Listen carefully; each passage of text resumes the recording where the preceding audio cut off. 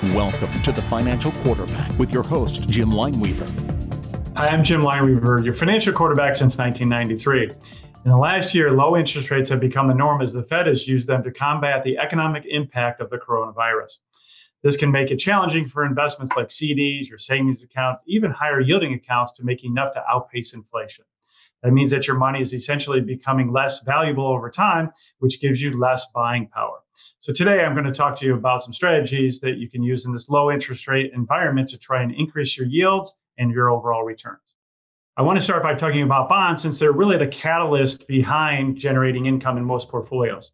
On the downside, they will fluctuate with interest rate moves and also have default risk. But they can generate income and serve as a ballast in a portfolio when equity values are volatile.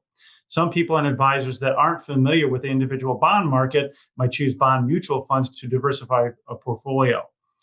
However, you have to be careful because when interest rates rise, these types of funds could lose money, not only because of the inverse relationship between interest rates and bonds, but also because funds don't have any set maturity date.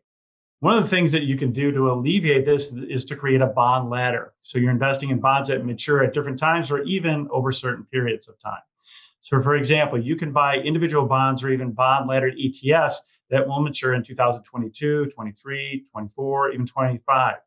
And as these mature, you can reinvest them at the end of your bond ladder. So in other words, when the 2022 individual bonds or ETF matures, you can go out and buy the 2026 maturity. So keep in mind, though, bonds don't come without risk. You have to make sure that you check on the quality of the bonds you are buying to try and minimize the default risk.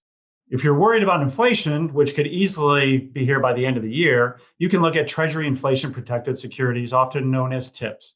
These are designed to increase and decrease with inflation as measured by the Consumer Price Index. So when they mature, you are paid the adjusted amount or the original principal, whichever is greater.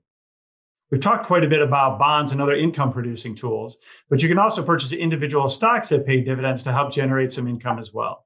If you don't want to hold individual stocks, there are even ETFs that offer dividends, which can help you meet diversification and allocation goals in your portfolio. These are just a few of the strategies you can use to help prepare your portfolio for this low interest rate environment. The important thing is to meet with a certified financial planner, preferably one who's independent. Oftentimes, large, well-known companies will only offer you a few of these solutions. Look at the many options that are out there, discuss it with an experienced professional, and make the best decision for your financial situation and goals.